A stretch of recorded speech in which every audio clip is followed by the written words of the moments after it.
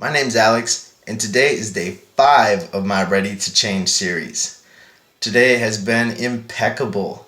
I have a lot of great news, starting with my diet that went great. I've learned to curb my diet, drink a lot of water, and not let myself get so hungry that I make bad decisions. The drinking has not been too hard until today. It's my first weekend that I'm going to be going without drinking, and it's Cinco de Mayo. My friends and my new coworkers invited me to go drink, and I had to tell them no. I didn't tell them no, I don't drink because I don't want them to think I'm a weirdo. But I felt like they were thinking maybe I thought I was too good for them, which isn't the case. I just can't control myself. I'm either going to have 0 drinks or I'm going to have 150 and end up in the ER.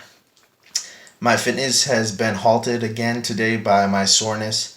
I have a lot of groin pain, and I actually took the opportunity to go outside, enjoy the weather, and get some exercise that way instead of going to the gym and lifting weights.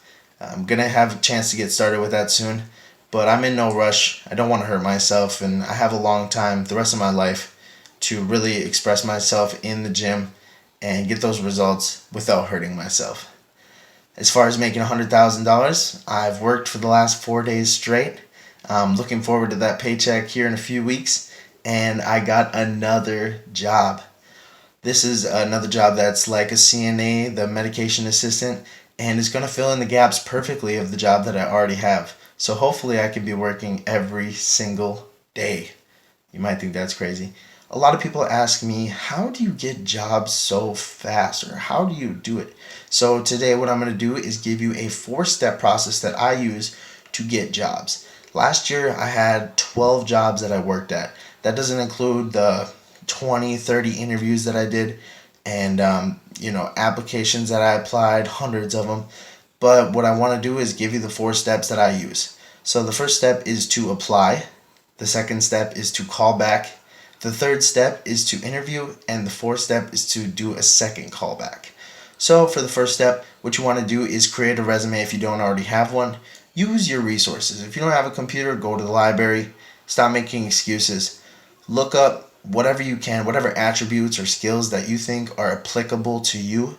Add them to your resume. Add whatever work history you have. Add whatever references you have. And apply. What I like to do when I'm applying is go on the sites like Indeed.com, somewhere you can put a template and just apply instead of having to fill out application after application. On Indeed.com, if you create a template, you can apply for 75 jobs in 5 minutes. Really. The second step is to call back. You want to know how that conversation goes? I'll give you an example. So you call them. Hi, I would like to speak to the hiring manager. Hello, this is John. I'm the hiring manager. Hi, John. My name's Alex. I had recently applied to your facility. I was looking at the position. I've done a bunch of research, and I was wondering what time would work best for you this week so we can meet to do an interview. He's going to tell you one of two things. He's either going to say, yeah, we can have an interview at blah, blah, blah day. Or he's going to say, well, Marjorie really does the hiring, and she's in Puerto Rico this week. But Billy, he looked over your interview, and we're going to get it printed, and we'll call you, but don't call us. If they say something like that, it's a red flag. You don't want to work for that place anyways. Honestly, if they already have that much trouble communicating within their management team or their hiring or HR, you don't want to work there. Those people are potentially going to be your managers, your coworkers, and the infrastructure of that business. Red flag. So, say you have the interview. What you want to do to prepare for this interview, step 3, is look online about the company. Look up their mission statement. Look up what they do or what candidates they already have. Maybe you have a friend that works there. Learn a little bit about the company. That's going to prepare you for the interview. Something that they're going to do is ask you hard questions. You need to be prepared for that. One of the hardest questions I get asked is, what is your biggest flaw? And what I tell them is, my biggest flaw is that I'm too trustworthy. I give people the benefit of the doubt, and it ends up coming back to haunt me. I tell Johnny that I'll work for him if he works for me, but when I work for him, he never shows up. This actually flips it on him. Instead of it being a negative, it actually becomes a positive. This is hard for them to comprehend because they're looking for something that they can use against you or something that may make you less of a candidate, but you just changed it on them. You turned it into a positive. At the end of the interview, they're going to ask you, do you have any questions for us? Find one or two questions.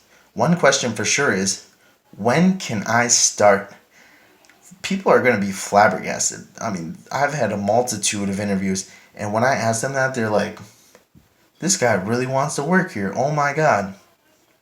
So they're either going to say, well, you can start today, or you can start this week. We'd like to hire you. Or they'll say, we need to have a second interview. Maybe they'll even say, well, we have some more interviews this week and we'll give you a call back next week.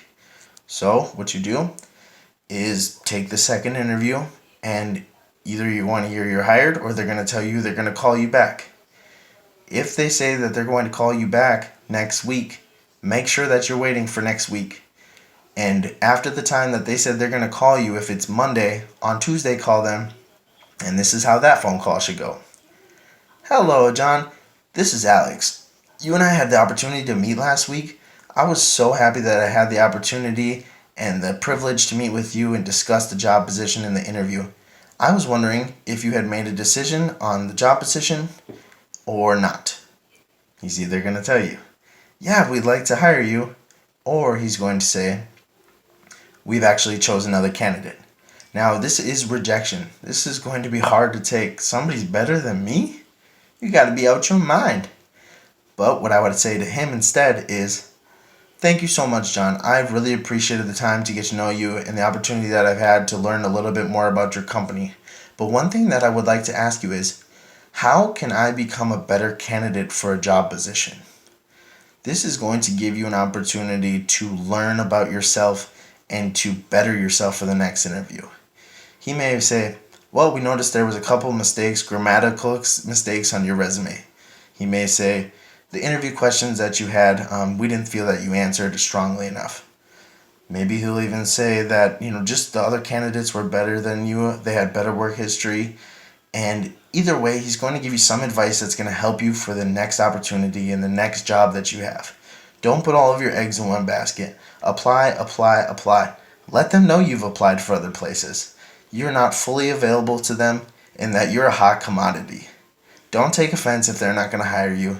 That's their loss. They just lost out on a great employee. Who knows who the person that they hired is, but you have now another opportunity to better yourself and get even a better job position. Learn everything you can from rejection. So, I don't know about you, but I think that you should probably call them back right now if you're ready to change.